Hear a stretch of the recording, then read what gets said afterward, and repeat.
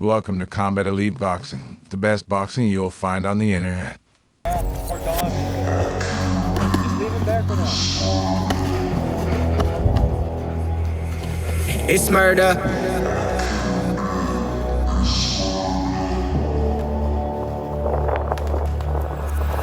I killed it, it's murder, go crazy, berserker. I killed it, it's murder, go crazy, berserker. I killed it, it's murder, go crazy, berserker. I killed it, it's murder, go crazy, berserker. I killed it, it's murder, go crazy, berserker.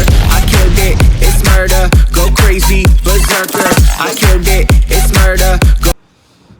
Alright, hey guys, it's Mark of Combat Elite Boxing here. I'm just gonna give you like an insight into my training camp and what I've been doing the past, like 7 weeks, because right now we're about 3 weeks out from the fight. I fight Gabriel Anderson March 14th at Combat Elite 8.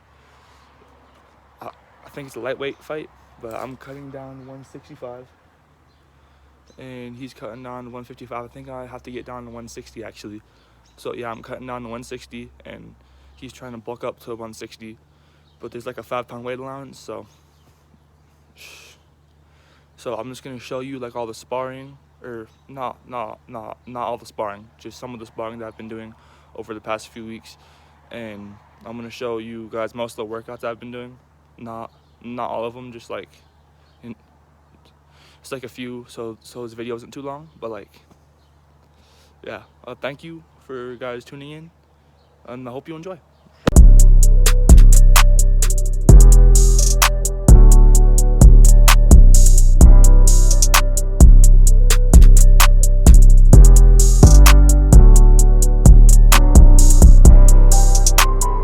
BeatStars.com.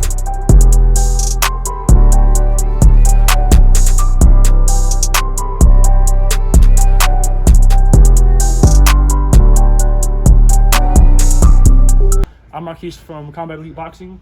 I have a fight March 14th. You should pull up. I'm about to weigh in. I have to be at 160 by March 10th. That's weigh-in day. So let's see what I'm at.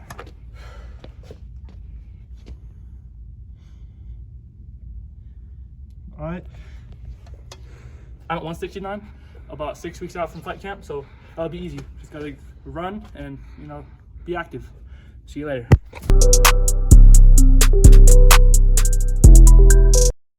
Alright, so here I am on my free period in the gym, just getting some work in. As a student, I gotta get some work anywhere I can get it. So here I'm doing some more kettlebell swings. I believe I switch these out for kettlebell cleans later on, just to get my hips more engaged.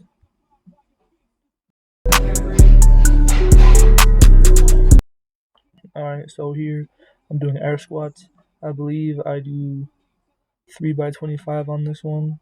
So this is just like a good way to keep my legs engaged, because in boxing, all the punches and all the power comes from your feet.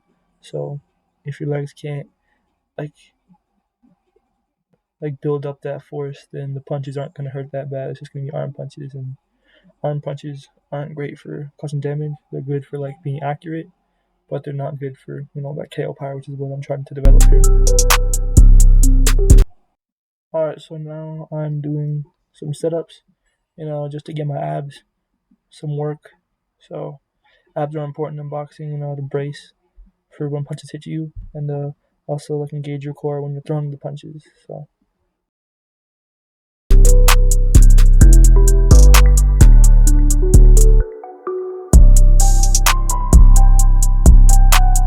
BeatStars.com.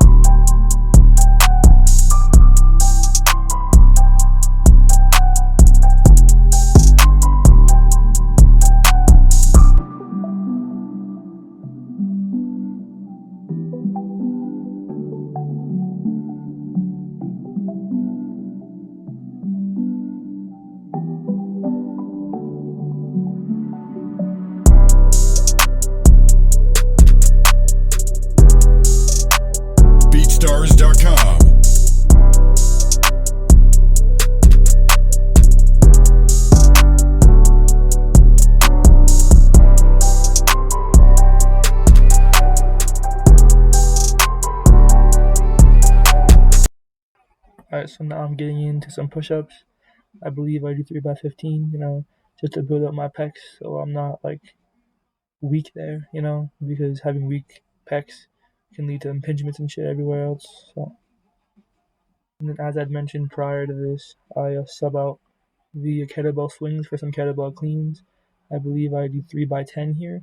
So this is really good for getting the hips engaged in punching, because in boxing, hips are really important to get the KO power needed to, hurt someone. Here I get back into the air squats, once again trying to build up my quads.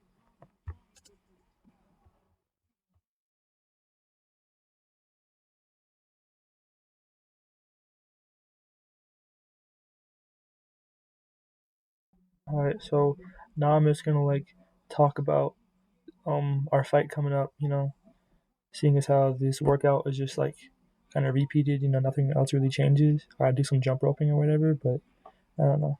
So this is my first fight that I'm really taking seriously, and Gabe has been a really big rival of mine my whole combat sports career, whether it's been boxing, grappling, anything. We've always been kind of equals. And, after I stopped training, last year, I didn't get back into boxing until fucking last year in mid-November. Gabe has been training since fucking 2020. So I spent this whole camp training to, kind of close that gap, it feels like.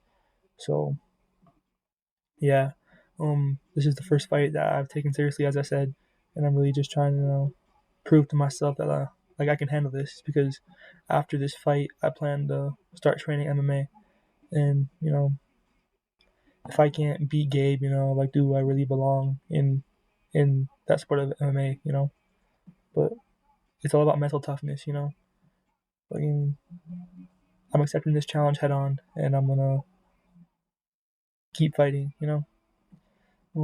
I've been working on just fucking footwork, power. I've been doing a lot of working out, cutting a lot. The fucking cut has been miserable. Fucking, I, I, I typically walk around at about 185 pounds, and for this fight at lightweight, I had to drop down to 165, and it was fucking horrible. I barely made weight. I didn't get any video of that, but I made weight. I was at 165.3, and it was fucking miserable. I do think I'd get lower. No, I got down to fucking 163.8 or some shit like that, and that shit sucked ass. Fucking, I was on intermittent fasting, which means I ate breakfast, a small breakfast, and I'd eat snacks here and there throughout the day, and then I'd eat a big dinner, which kind of made it easy for a while. But then as it went on and on, it just got harder and harder to keep that up. So, and then the last week prior to weigh-ins, which should be up fucking on Monday, I believe. But yeah, prior to weigh-ins, I did water loading, which is you just drink a shit ton of water, and then leading up to weigh-ins, you just kind of cut that off so that your body is just dropping the water weight, and you have to run a lot and just kind of sweat out all that water weight. So that shit is miserable. I wouldn't wish that on anyone, So I don't think I'm ever going to be fighting lightweight again. So I'm probably going to be having a kickboxing fight here at Combat Elite 9. So I'm about to do a breakdown of some of my sparring. I'm going to do a voiceover of it. I'm sparring my good friend Ebed. So yeah, I've been watching a lot of my tape to see some of the mistakes that I make and some things I gotta fix. I've also been watching a lot of Gabe's tape and building a game plan around how I'm gonna handle what he does in the fight. So yeah,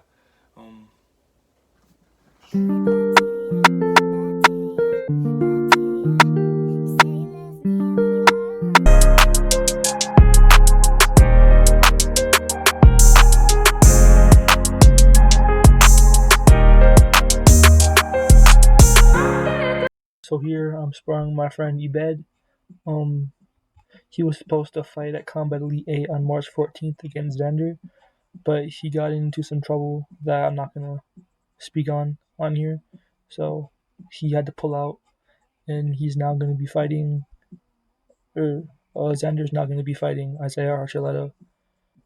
So yeah, so here, like in this sparring session, I was just trying to work my defense and not get hit too much. There I hit a nice little pull on him. I need to come back with a cross. And then here he pressures me, and I get overwhelmed. But like it all could have been avoided if I had just been popping my jab out there, and made him think about coming in. That's a that's a big issue this whole round, is that like I just don't throw enough punches. So I do like a good job, I feel like, of staying out of the way of most of his shots, but I just don't throw enough punches to be effective. So here I'm just trying to gauge distance. He's feinting a lot, getting me kind of freaked out. There I hit a little drop parry into a jam. Here I'm feinting, making him question coming inside. Hit his body jab. That's nice. I always got to work the body and the head, make him question where the shots are going. I'm feinting again, hitting lots of L steps. Body jab again. I stay out of the way of most of his shots here. Use my feinting footwork. I do a good job here of staying out the way. Had to get my hands back on my face though, like at all times. I use that jam again, the shoulder jam. That's a good weapon against guys that pressure a lot. Like if they're like pressing a lot and they are throwing a lot of punches, you just gotta parry one of the shots and then drop under and put your shoulder right in their sternum. It hurts really bad, trust, if they're going really fast.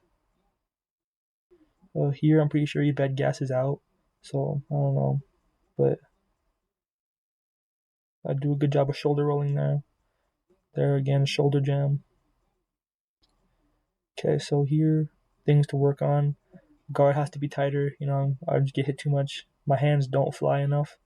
I have to work more at fighting in the pocket and working his body more. Because you have to have the high-low mentality of always making question where shots are gonna go, and then I need to feint more often.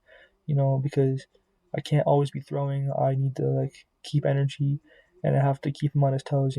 Because if he thinks that, like, say, I'm gonna jab to his body, and I just like work the jab to his body, I can feint to his body and then throw an overhand right over the top, because that hand's gonna drop trying to counter the body jab. That's gonna have like his face, wide open. And back to the part about fighting inside. I'm more comfortable fighting on the outside, but I can't always keep it on the outside. There are going to be times where he's going to get inside on me, and I got to know how to handle myself in there. So since then, or since this round, I've been working a lot on like fighting inside. Like in the pocket, and I've been using my physical tools a lot more. My length and my power that I'm gonna have over Gabe naturally, just because of our weight difference. Because he fights at 145 typically, and I fight at 185. So me dropping the weight, I'm still gonna have that weight back on in time for the fight. Gabe is just gonna be lighter, and I'm still faster than him. So like I'm gonna have the strength and speed advantage. Not saying that that's all that matters in a fight, because physical tools will only get you so far. However, they do play a big part in it, because someone can have all the mental tools in the world, but if they don't have the physical tools to execute, it doesn't really matter. And it's kind of the opposite, or it also goes vice versa. You could have all the physical tools in the world, and if you don't have the fucking tool or the mental tool to execute, you're just not going to be good. Like bodybuilders, they have the like physical tools to dominate sports, but they just don't know how to fight, which is okay. But I don't know. I'm gonna stop yapping. I'm gonna let y'all go. Hopefully you enjoyed this video, and all the training. you see my insight into my camp and how I plan to beat Gabe. I don't like give you all my plans. I might give you some of my plans, to be honest. Okay, but no, I'm not gonna give you my plans. But I don't know. I hope you enjoyed this video, and I'll see you guys on March 14th. It's gonna be sick. We're gonna have 4 confirmed fights. We have me versus Gabe as the main event. We have Dominic against Donovan Valdez, a catchweight bout. And then we are gonna have Isaiah Archuleta taking on Xander Anderson. I want to say at 145s, and then we'll have Dominic fighting Emilio Martinez in working overtime. To just bring y'all like a good fight experience. We might try to have him and Donna wrestle for you guys. I'm not sure yet how that's gonna work, but it'd be sick because y'all seem to like enjoy the grappling content a lot more than the boxing, which is fair. Fucking grappling is sick. Seeing some skilled grapplers is dope. But I don't know. Okay, I'm gonna stop yapping. I'll see y'all on March 14th.